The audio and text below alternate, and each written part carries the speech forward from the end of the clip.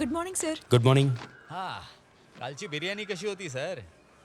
सरांनी आतमध्ये फ्राईड राईसची सोय केली आहे सर. जा.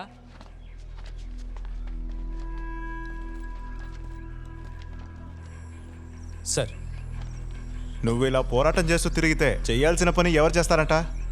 సార్ నేను చాలా రోజుల వరకు లీవ్ తీసుకోలేదు కదా సార్. నా పనులన్నీ పూర్తి చేశాక లీవ్ తీసుకున్నా. ఒక గవర్నమెంట్ ఉద్యోగి గవర్నమెంట్ కి వ్యతిరేకంగా పోరాటం చేయడు. నీకు నేను గాని గవర్నమెంట్ గాని ఎన్ఓసి ఇచ్చామా? ప్రెసిడెంట్ అధికార పార్టీలో ఉన్నారు, మర్చిపోకు. ఓ అప్పుడైతే అదా విషయం. ఇక్కడైతే పనిచేస్తూ లోకాన్ని మార్చలేవు. నువ్వు పనిచేస్తుంది అగ్రికల్చర్ ఆఫీస్. సార్ మన ఆఫీస్ లో ఉన్న వాళ్ళందరూ లీవ్ తీసుకొని ఎంజాయ్ చేస్తున్న టైంలో నేను లీవ్ వేయకుండా ఇక్కడే ఉన్నాను. మన ఊరు బాగుండాలన్న ఉద్దేశంతో చేశాను సార్. అది మీకు నచ్చకుంటే నేను విఆర్ఎస్ తీసుకుంటాను. సోమా, కోపంలో తప్పుడు నిర్ణయం తీసుకుంటే జీవితాంతం బాధపడాల్సి ఉంటుంది. సార్ మా నాన్న ఒక లోన్ తీసుకున్నారు. అది గత వారమే నేను ఫినిష్ చేశాను. ఇక పైన ఈ ఊరు నాకు వర్కౌట్ అవుతుందో లేదో చూస్తాను సార్.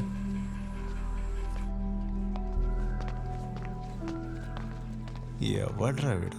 ఎంతో మంది గవర్నమెంట్ ఉద్యోగానికి కోరుకుంటున్నారు, వీడు వదిలేసుకుంటున్నాడు.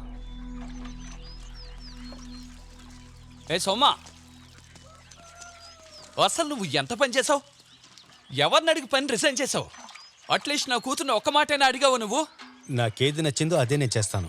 నీకు నచ్చింది చేస్తావా? అయితే నా కూతురికి మనవరాలకి ఏం సమాధానం చెప్తావు? నువ్వు తెలివి తక్కువ వాడవని తెలుసుకోవడం, నువ్వు గవర్నమెంట్ జాబ్ చేస్తున్నావని నా కూతురు నీకు ఇచ్చి పెళ్లి చేశాను. నేను విఆర్ఎస్ తీసుకోవడం వల్ల ఎవరికి ఎలాంటి సమస్య వచ్చేది లేదు. ఇప్పుడు ఎలా గొప్పగా జీవిస్తున్నారో అలాగే జీవిస్తారు. అవును, ఉప్పులేని గెంజి తాగడమే గొప్ప జీవితం అనుకుంటున్నాడు. పాపా, ఈ పువ్వు తీసి మీ నాన్న చెవులో పెట్టు. ఏమాత్రం కోప్పడడం లేదు. శాలిని, మీరేం చెప్పొద్దు. మీరు చేసేదాన్ని కరెక్ట్ అని నేను ఒప్పుకుంటానని మాత్రం అనుకోదు. ఇకపై నేనే కొన్ని నిర్ణయాలు తీసుకుంటాను. ఏమిటది? నాన్నగారు క్యాటరింగ్ బిజినెస్ నేను టేకప్ చేయాలనుకుంటున్నాను. మీరు పాపని చూసుకుంటూ ఇంట్లో ఉండండి. తప్పుకోండి.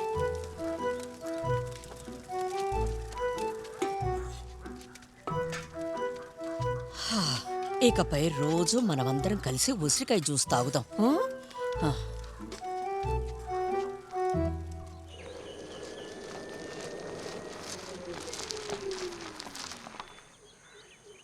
సోమనన్నా, నేనే. నీకేమైందిరా? అది నువ్వు రిజైన్ చేస్తానని చెప్పగానే జ్వరం వచ్చింది ఆయనకి. నువ్వు వెళ్ళి టీ తీసుకురా. వద్దమ్మా, జీలకర్ర నీళ్ళు మాత్రం ఇవి చాలు.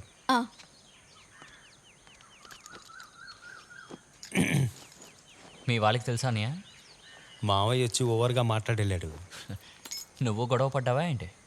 మనమెందుకు అనవసరమైన విషయాల్లో తలదూర్చడం? ఆయన పాటికి ఏదో మాట్లాడి వెళ్ళాడు. నువ్వు అనవసరంగా ఉద్యోగం వదిలేసుకున్నావన్నా. నువ్వు ఆఫీస్లో ఉంటూ అన్ని పనులు చేస్తుండాల్సిందే. నేను ఆఫీస్ వదిలి వెళ్ళిపోవడం అక్కడ ఉన్న వాళ్ళకి సంతోషమేరా. ఇక నా గోల్ అక్కడ ఉండదు కదా. నువ్వు ఆఫీస్లో ఉన్న నాళ్ళు నేను ధైర్యంగా ఉన్నానన్నా. ముందు ముందు ఆఫీస్లో ఏం జరుగుతుందో ఏంటో.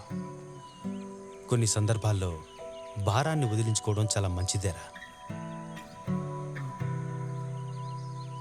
అవును నాన్న, నిన్న రాత్రి నుంచి టెంపరేచర్ ఎక్కువైపోయింది. ఊపిరాడలేదు. అందుకని ఐసీయూకి షిఫ్ట్ చేశారు. వద్దులే నాన్న, నేను చూసుకుంటాను. ఇప్పుడు త్వరగానే వార్డుకు మార్చేస్తారు. సరే. ఏమంటున్నారు? నాన్న వస్తానన్నాడు. నేను వద్దని చెప్పేశాను. అదే నేను ఉన్నాను కదా, ఎందుకు అనవసరంగా?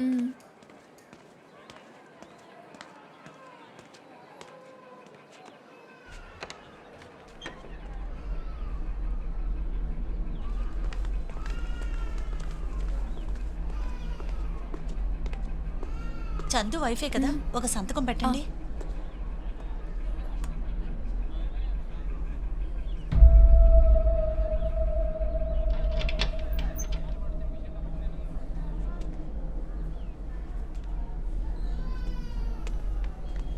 నువ్వు ఇంటికి వెళ్ళి కాసేపు రెస్ట్ తీసుకునిరా, అంతవరకు నేను ఇక్కడ ఉంటాను. లేదు, వార్డుకు మార్చిన తర్వాత వెళ్తాను. తమ్ముడు కాస్త ఇలా వస్తావా? ఒక్క నిమిషం మాట్లాడాలి.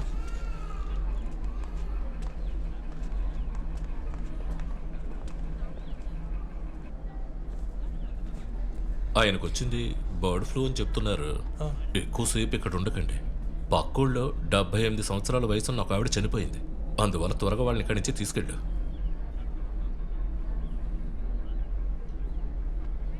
ఏం చేయలేకపోయా. చందు మనకు దూరం అయిపోయాడు.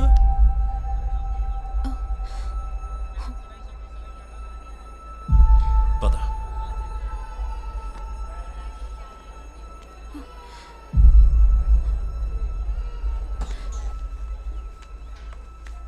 అన్నయ్య ఏమైంది? వాడు పోయాడే, చందు చనిపోయాడే. చందు, నేను వెళ్ళి చూడాలి. నేను వెళ్ళి ఆయన్ని చూడాలి. వద్దు, నువ్వు లోపలికి వెళ్ళు. నేను చూడాలి. చందు. ఈ గ్రామ ప్రజలందరికీ ఒక విజ్ఞప్తి. ప్రెసిడెంట్ హాస్పిటల్లో చందు బర్డ్ ఫ్లూ వల్ల చనిపోయాడు. అది మాత్రమే కాదు, మన పక్కూరికి చెందిన టోమీ కూడా చనిపోయాడు. H5N1 అనే బర్డ్ ఫ్లూ వల్లే చనిపోయారంటున్నారు. అందువల్ల ఊరు ప్రజలందరూ జాగ్రత్తగా ఉండాలని కోరుకుంటున్నాము.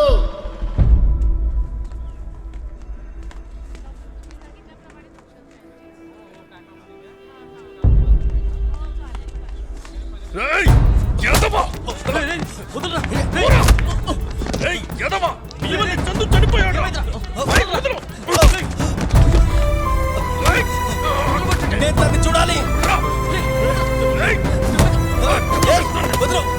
చూడాలి. వదలు, వదలమంటే వదలరా. నేను తనని చూడాలి. నేను తనని చూడాలి. నేను తనని చూడాలి. నన్ను వెళ్ళమండి.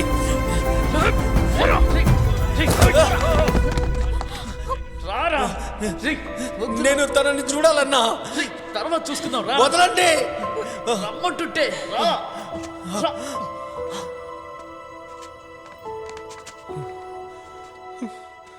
ఇలా జరుగుతుందని ముందే తెలుసుంటే మనం ఎందుకు ఇలా చేస్తాంరా? సరే వాడిని వదిలేరా. నీ గురించి బాగా తెలుసు కూడా ఎలా చేస్తున్నాడు చూసావా?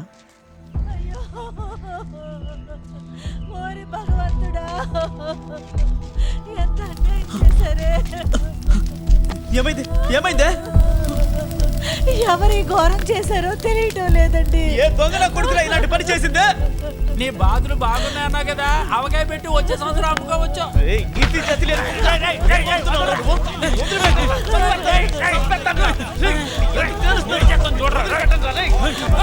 వదలండి.